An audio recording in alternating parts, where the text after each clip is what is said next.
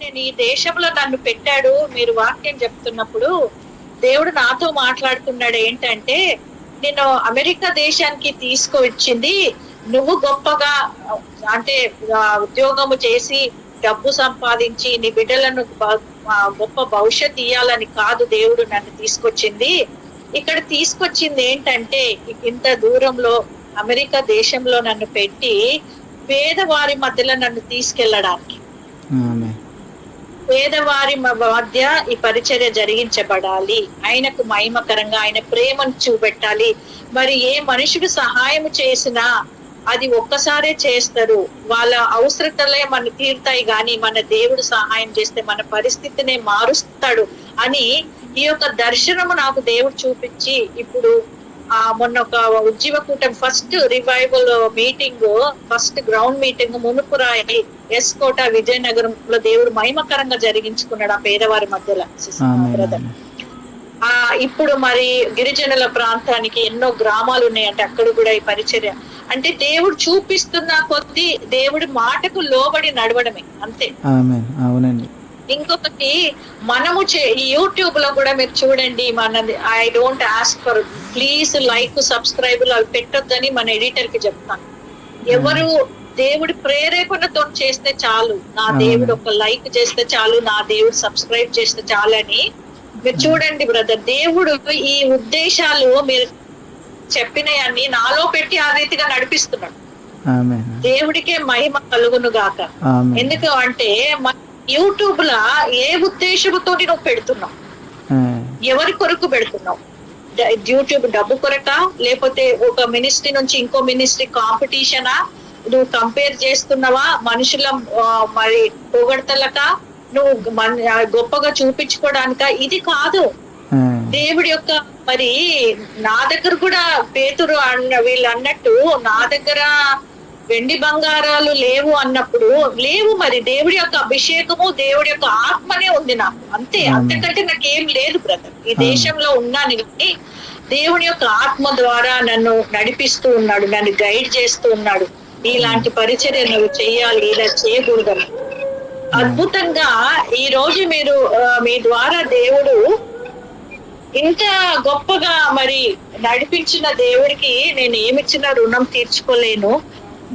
మరి మీరు అన్నట్టు డబ్బులను బట్టి సేవకులు కూడా వాళ్ళకు అంటే మీటింగ్లు పెట్టియడం, వాళ్ళకు పెద్ద పెద్ద సందాలు ఇవ్వడము, అందుకే అలాంటి ఉజ్జీవం లేదు. ఎవరు కూడా బాప్టిజం కొరకు రావడం లేదు.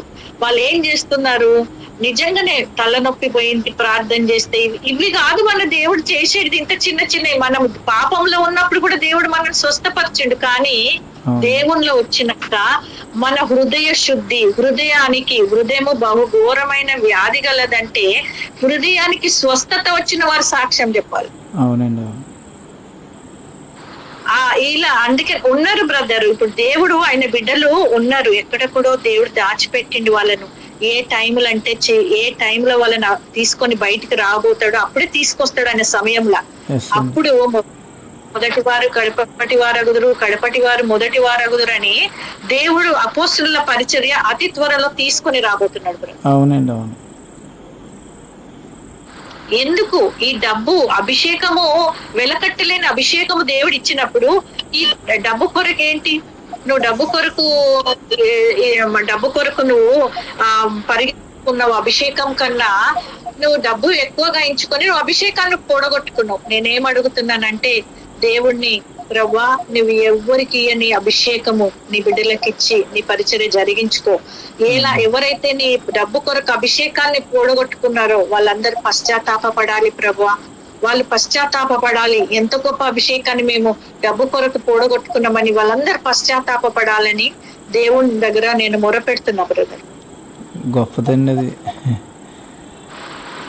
ఎందుకు డబ్బు కాదు, మన దేవుడు వెలకట్టలేని డాక్టర్లు కూడా చేయలేని మన దేవుడు బాగు చేస్తున్నప్పుడు ఇంకా మీరు మనుషులను నమ్ముకోవడము, డబ్బును బట్టి పరిచర్య ఇది కాదు. మన దేవుడు మనకు ఇచ్చిన పరిచర్య ఆయనలాగా మనము ఆయన ఆత్మ అభిషేకము. వాళ్ళ శిష్యులకు పరిచర్యకు నువ్వు సంచి కూడా పట్టుకుపోవద్దన్నాడు పరిచర్యకు. వాళ్ళు తర్వాత వాళ్ళని అడిగిండు మీకేమన్నా పొదువగా ఉందంటే లేదు. అని చెప్పిండు. మరి పరిచర్యకు నీకు కావాల్సింది ఏంది? దేవుడిచ్చిన అభిషేకం వాళ్ళ దగ్గర ఉంది, అవునండి. దేవుడికి ఇచ్చిన అధికారం ఉంది వాళ్ళకి, అంతే. వాళ్ళ దగ్గర ఏమి లేదు, కానీ ఎంత గొప్ప పరిచర్య. వాళ్ళు చివరి నమ్మకంగా పరిచర్య చేశారు, అది యథార్థంగా, చివరికి హతసాక్షులైనారు వాళ్ళు. అవునండి. అలాంటి మరి అపోస్తులను దేవుడు తీసుకురావాలని నేను మరి ప్రార్థిస్తున్నా బ్రదర్.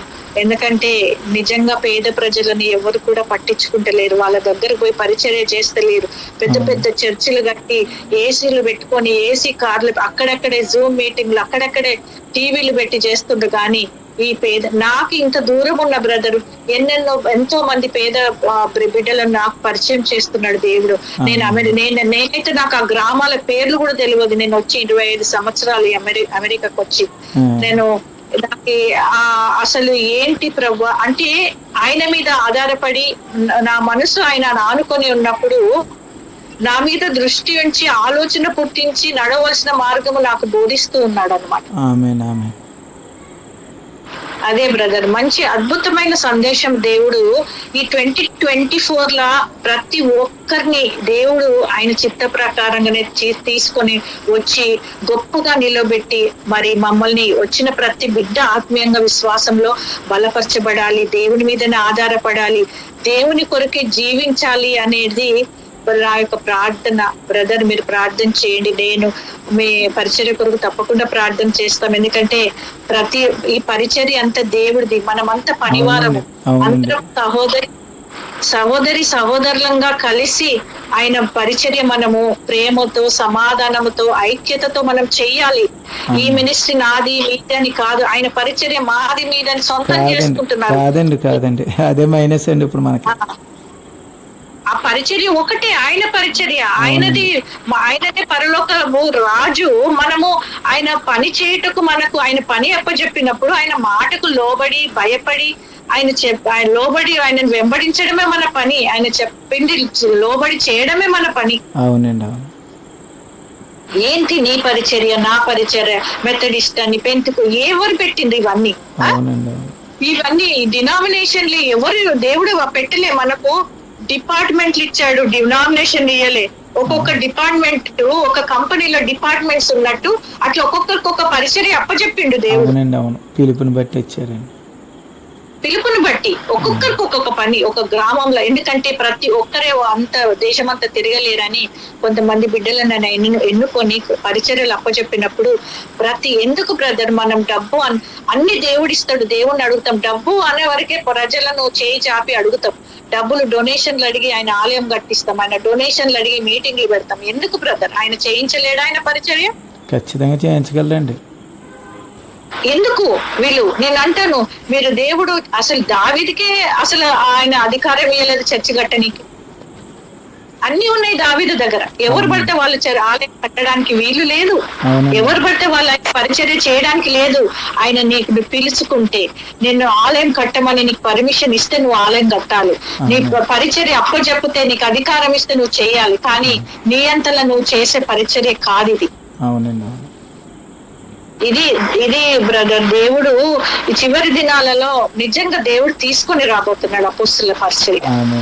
అదే ప్రేయర్ చేస్తామండి, దేవునిలో అడుగుతున్నాం, ప్రభా దినాలు మరలా చూడాలి, అది మా కళ్ళారా మేము అనుభవించాలని ఎప్పటి నుంచో మా ప్రార్థన ఉందండి.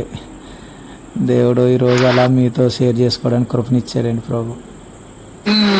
చాలా అద్భుతమైన సందేశము దేవుడు. నిజంగా ఇలాంటి పరిచర్య, ఇలాంటి సేవకులను దేవుడు నిలవబెట్టాలి. డబ్బు కొరకు కాదు పరిగెత్తేది, డబ్బు సంపాదన కొరకు పరిగెత్తడం కాదు, ఆత్మల భారం కలిగి ఆత్మల సంపాదన కొరకు పరిగెత్తే సేవకులను లేవనెత్తాలి. అది ప్రార్థన చేయండి బ్రదర్, తప్పకుండా మేము కూడా ప్రార్థన చేస్తాము. దేవుడు మీ పరిచర్యను దీవించి ఆశీర్వదించాలని, మరి ఇంకా గొప్పగా నిలవబెట్టుకొని ఆయన ఆత్మలో సంపాదించే ఆ గొప్ప సాక్షిగా మిమ్మల్ని నిలవబెట్టాలని నేను కోరుకుంటూ ఉన్నాను ప్రభువు నందు. మరి దేవుడు మరి థ్యాంక్ యూ బ్రదర్, మరి ఒకసారి మీకు ప్రత్యేక వందనాలు. తప్పకుండా మరి ఒక్కసారి దేవుడు ప్రేరేపణ చిత్తం ఉంటే మరి ఒక్కసారి మరి ఫుల్ టైం వాక్యం చెప్పే దేవుడు కృపనిస్తే తప్పకుండా మీరు రావాలి, వాక్యం పంచుకోవాలి బ్రదర్. ఖచ్చితంగా సిస్టర్ గారు. Okay, thank you brother. Okay sister గారు, చిన్న విన్నపం అండి. చెప్పండి. మేము కూడా మీరు అన్నట్టు లైక్, షేరు, సబ్స్క్రైబ్ ఎన్నాళ్ళు నేను ఉండేవాడిని అనలే. అలాగా దేవుడు ఎప్పుడైతే నాతో మాట్లాడాడో వాటన్నిటికీ చేస్తే మొత్తం క్లీన్ చేసేసానండి. అంటే ఒకప్పుడు ఈ మార్గం మనకు తెలియదు, ఈ అలాగా అజ్ఞాన దశ అన్నట్టు అలాగా కొంతకాలం అలాగే బ్రతుకం. కానీ దేవుడు ఎప్పుడైతే నేరుగా మాతో మాట్లాడాడో ఇంకా అవన్నీ విడిచిపెట్టి ఇది కాదు, దేవుడే శాశ్వతం, ఆయన కొరకే బ్రతకాలి, మరుగై ఉండడమే మంచిదని ఇంకా అలాగా పరిచర్లు ముందుకెళ్తున్నామండి. ఈ లోకంలో ఏదైనా గొప్పగా మనం చూపించుకోకూడదు. మనం అవునండి, అది అవును. నాతో ఇప్పుడు మీరు చూడండి మా ఛానల్లో ఆ సబ్స్క్రైబర్స్ నేను చూడను, లైకులు ఎంతమంది చేసిండ్రు, ఎంతమంది వ్యూ చేసిండ్రు చూడను, ఎప్పుడన్నా అట్లా చూస్తాను. కానీ నా ఉద్దేశం ఏంటి, ఏదో ఎంతమంది అనే ఉద్దేశం కాదు. సబ్స్క్రైబర్లు 181 దేవుడిచ్చిన వాళ్ళే వాళ్ళు. నేను ఎంతో విశ్వాసంతో దేవుని కృతజ్ఞతగా చెప్పగలుగుతాను. నేను ఎవరు ఈ మీటింగ్ లో కూడా 73 మంది ఉన్నారు బ్రదర్. నేను పిలువను, నేను బతిమిలాడను. ఎందుకు అంటే నన్ను బట్టి రాకూడదు, యేసయ్యను బట్టి రావాలి. వాళ్ళు వారి విశ్వాసం బట్టి రావాలి, దేవుని ఆత్మాభిషేకం పొందుకోవాలి, ఆత్మీయంగా విశ్వాసంలో బలపరచబడాలని నేను అంటాను. ప్రభా ఎవరు రాకున్నా పర్వాలే, మనం ఇద్దరమే జూమ్ చేసుకుందాం అని కూడా యేసయ్యతో ఉన్నాం. ఎక్కడైనా ఎందుకు బ్రదర్, మనము క్వాంటిటీ అంటే మనుషులు ఎంత మంది క్వాలిటీ ఉండాలి. అందుకనే ఇప్పుడు ఇలా జూమ్ 3 సంవత్సరాలు, ఈ జూన్ 19 వస్తే 3 సంవత్సరాలు మినిస్ట్రీ. కోవిడ్ లో స్టార్ట్ చేసిన వాళ్ళందరూ ఇప్పుడు చేశారు, మీరు ఇంకా నడిపిస్తున్నారంటే మరి దేవుడు నాకు ఈ పరిచర్య ఇచ్చిన ఎందుకు అంటే అనేక మంది మధ్యలో ఈ పరిచర్య వెళ్ళాలి అని ఇచ్చాడు నాకు. కాబట్టి ఎస్పెషల్లీ నా గ్రామాలలో దర్శించాలి, పేదవారికి దేవుని ప్రేమను చూపెట్టాలి. ఇదే బ్రదర్, వాళ్ళని మళ్ళా ఆత్మీయంగా విశ్వాసంలో బలపరచాలి, దేవుని మీదనే ఆధారపరచాలి. ఊరికే మనం ఒకరికి ఒక దగ్గరనే ఉండిపోకూడదు కదా, వాళ్ళని మళ్ళా మనం ఫాలో అప్ చేసి వాళ్ళ విశ్వాసంలో ఎలా ఉన్నారు వాళ్ళని ఆదరించడము, ఓదార్చడము, ఇది మనం చేస్తూనే ఉండాలి. అవునండి, అవును. ఖచ్చితంగా సిస్టర్ గారు, మీరు చెప్పిన అంశాల మీద ప్రార్థన చేస్తామండి. ఇంకా మరి దేవుని భారంతో ఇంకా ముందుకు వెళ్ళాలని మనస్ఫూర్తిగా కోరుకుంటున్నాం. థ్యాంక్ యూ బ్రదర్, ప్రేయర్ చేయండి, మీ గురించి చేస్తాను. మరలా మీతో మాట్లాడతాను బ్రదర్. ఓకేనండి సిస్టర్ గారు. ఓకే, ఓకేనండి, ఓకే, బాయ్.